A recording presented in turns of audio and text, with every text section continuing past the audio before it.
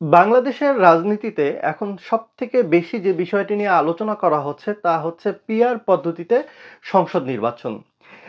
২০২৪ সালে যখন ইন্টারিম গভর্নমেন্টের দায়িত্ব গ্রহণ করে ডক্টর মোহাম্মদ ইউনূস, তখন তিনি ১১টি সংস্কার কমিশন গঠন করে দিয়েছেন।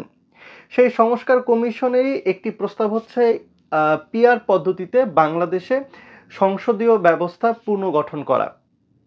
তো এই পিআর পদ্ধতিটা আসলে কি? পিআর পদ্ধতি হচ্ছে আনুপাতিক হারে প্রতিনিধিত্ব বা প্রপোর্শনেট রিপ্রেজেন্টেশন, বা আমরা এটাকে একটু সহজভাবে বলতে পারি যে সামগ্রিক ভোটে যেই দল যত শতাংশ ভোট পাবে সেই দল তত শতাংশ জনপ্রতিনিধি তারা পাঠাতে পারবে উচ্চকক্ষে।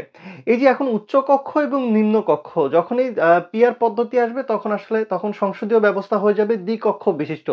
বা পৃথিবীতে কিন্তু দ্বিকক্ষ বিশিষ্ট সংসদীয় ব্যবস্থা অনেক দেশে আছে। যেমন আমেরিকা আছে, ইউরোপের বেশিরভাগ দেশে পিআর পদ্ধতি এবং দ্বিকক্ষ বিশিষ্ট আছে। আমরা যদি এশিয়ার দিকে তাকাই তাহলে ইন্দোনেশিয়া, ইসরায়েল, সেই সাথে দক্ষিণ আফ্রিকা, সেই সাথে আমরা দেখতে পাবো যে সাউথ কোরিয়াতেও কিন্তু এই ব্যবস্থা আছে। ইভেন আমাদের পার্শ্ববর্তী দেশ ইন্ডিয়াতেও কিন্তু এই পিআর পদ্ধতি দ্বিকক্ষ বিশিষ্ট সংসদীয় ব্যবস্থা আছে। আমরা যদি আরেকটু সহজভাবে যদি আপনাদের সাথে একটু শেয়ার করতে চাই তাহলে বলতে পারি যে বর্তমানে আমাদের সংসদীয় ব্যবস্থা কিন্তু এক কক্ষ বিশিষ্ট। এখানে ৩০০টি আসন আছে, সংসদীয় আসন আছে। সেই ৩০০টি সংসদীয় আসনে কিন্তু বিভিন্ন রাজনৈতিক দল থেকে নিজ নিজ সংসদীয় আসনে ভোটের মাধ্যমে সর্বোচ্চ ভোটপ্রাপ্ত ব্যক্তি বিজয়ী হয়ে তিনি সংসদ আসন সংসদ সদস্য নির্বাচিত হন। এবং পূর্বে দেখা গেছে যে ৫০ জন নারী সংরক্ষিত আসন থাকে। ৫০ জন নারী সেখানে সংরক্ষিত আসনে সদস্য হিসেবে সংসদ সদস্য হতে পারেন। কিন্তু বর্তমানে সংস্কার কমিশন বলছে যে এখন এখানে ৩৫০ জনের পরিবর্তে হবে ৪০০ জন, যেখানে ৩০০ জন পূর্বের মতনই তারা দলীয়ভাবে নির্বাচনে অংশগ্রহণ করবেন এবং ৩০০ জন রাজনৈতিক দল থেকে সর্বোচ্চ ভোটপ্রাপ্ত সদস্যরাই সংসদ আসনে সংসদ সদস্য হিসাবে যোগদান করবেন। আর ১০০ জন সংরক্ষিত নারী আসন থেকে ১০০ জন নারী সংসদে যাবেন।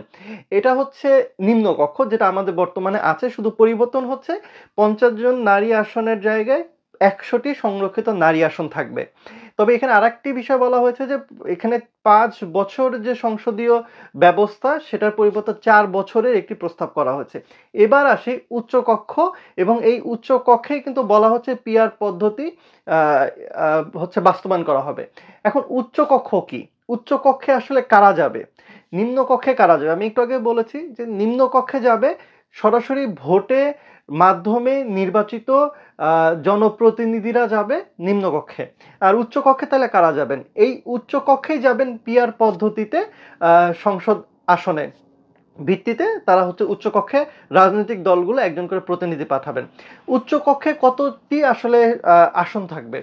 কমিশন প্রস্তাব করছে ১০৫টি আসন থাকবে উচ্চকক্ষে। এর ভিতরে ১০০ জনের ভিতরে ৫% থাকবে পিছিয়ে পড়া ক্ষুদ্র নৃগোষ্ঠী থেকে, আর ৫টি আসন থাকবে সেটি সরাসরি রাষ্ট্রপতি নিজে নির্বাচিত করতে পারবেন উচ্চকক্ষে। আচ্ছা, এখানে হচ্ছে মূলত পিআর পদ্ধতি প্রয়োগ হবে। এখন পিআর পদ্ধতি হচ্ছে আমরা বলছি আনুপাত আনুপাতিক প্রতিনিধিত্ব। আমরা ধরে নিচ্ছি যে জাতীয় নির্বাচনে টোটাল যে ভোট পড়েছে সেই ভোটে যদি আমরা ধরে নিচ্ছি যে বিএনপি পেয়েছে ৪০% ভোট। তাইলে উচ্চকক্ষে ১০০ জনের ভিতরে ৪০টি আসন পাবে বিএনপি। আচ্ছা, এবার ধরে নিচ্ছি জামাত টোটাল ভোটের তারা পেল হচ্ছে আ ধরে নিচ্ছি যে ১৫%। তারা ১৫ জন প্রতিনিধিকে পাঠাতে পারবেন উচ্চকক্ষে। আমরা ধরে নিচ্ছি এনসিপি পেল 10%, তাহলে ১০ জনকে পাঠাতে পারবে উচ্চকক্ষে। আবার ধরে নিচ্ছি যে এই জাতীয় সংসদ নির্বাচনে জামাত হয়তোবা মাত্র ২ টি সিটে জয়লাভ করেছে। এনসিপি কোনো সিটেই জয়লাভ করেনি। কিন্তু তারপরেও তারা সামগ্রিক যে ভোট পেয়েছে, সামগ্রিক ভোটারের আনুপাতিক হারেই কিন্তু তারা আসলে প্রতিনিধি পাঠাতে পারবে উচ্চকক্ষে। তারা যদি জামাত যদি দুটো সংসদ সদস্য যদি জয়ী হয় তাহলে তারা নিম্নকক্ষে ২ জনকে পাঠাতে পারবে। আর বাদবাকি যে ১৫% ভোট পেয়েছে এই জন্য তারা ১৫ জন প্রতিনিধি পাঠাতে পারবে উচ্চকক্ষে। ঠিক তেমনি এনসিপি যদি একটি আসনেও যদি জয়লাভ না করে কিন্তু তারপরেও তারা যদি ১০% যদি ভোট পায় তাহলে তারা ১০ জন সংসদ সদস্য উচ্চকক্ষে পাঠাতে পারবে।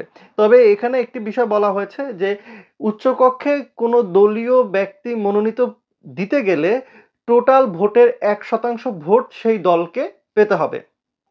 আচ্ছা, উচ্চকক্ষে যিনি স্পিকার থাকবেন তিনি সেই সকল সদস্য মানে ১০৫ জন সদস্যের ভোটে তিনি নির্বাচিত হবেন স্পিকার, এবং ডেপুটি যিনি স্পিকার থাকবেন তিনি হবেন সরকার দলীয় ব্যতীত যেকোনো দলের মধ্য থেকে একজন, তাকেও অবশ্য ওই ১০৫ জনের ভোটে বিজয়ী হয়ে আসতে হবে। সো উচ্চকক্ষ এবং নিম্নকক্ষ এই দুটি করার আসলে সুবিধাটা কি? কিংবা এই বিষয়টি আমাদের বাংলাদেশে এই পিআর পদ্ধতি আমাদের বাংলাদেশে কতটা জরুরি বা আদৌ আসলে এটার কোনো দরকার আছে কিনা? আমরা যদি একটু বলতে চাই যে আসলে ক্ষমতার যে ভারসাম্য দূরকরণ কিংবা একটা ব্যালেন্স করা সেক্ষেত্রে কিন্তু পিআর পদ্ধতি প্রয়োজন আছে। কারণ আপনি যদি আ একক সংখ্যাগরিষ্ঠতা নিয়ে যদি আপনি সংসদে যান তাহলে যেকোনো বিল, যেকোনো আইন আপনি আপনার ইচ্ছা মতন আপনি পাস করিয়ে নিতে পারেন। সেটা পরবর্তীতে বিরোধিতা করার মতন কোনো অপশন থাকে না। কিন্তু পিআর পদ্ধতিতে যদি উচ্চকক্ষ সংসদীয় ব্যবস্থা যদি প্রচলন করা হয় তাহলে নিম্নকক্ষ থেকে পাশকৃত বিল সেটি আবার উচ্চকক্ষে যাবে এবং উচ্চকক্ষে গিয়ে সেখানে কিন্তু এটি পাসও হতে পারে। আবার তারা যদি মনে করে যে না এই বিলটি রাষ্ট্রের জন্য ভালো না, রাষ্ট্র বিরোধিতা হতে পারে কিংবা জনবান্ধব না, তাহলে কিন্তু তারা সেটি বাতিল করতে পারেন কিংবা পুনরায় বিবেচনা করার জন্য আবার নিম্নকক্ষে পাঠিয়ে দিতে পারেন। তো সেক্ষেত্রে কিন্তু আইন তৈরির ক্ষেত্রে একটি চেক অ্যান্ড ব্যালেন্স কিন্তু হবে এই পিআর পদ্ধতির মাধ্যমে সংসদীয় ব্যবস্থায়। পিআর পদ্ধতি নিয়ে বিভিন্ন রাজনৈতিক দল বিভিন্ন রকম মতামত দিচ্ছেন। তবে এখন দেখার বিষয় যে বাংলাদেশে আসলেই পিআর পদ্ধতি বাস্তবায়ন হয় কিনা।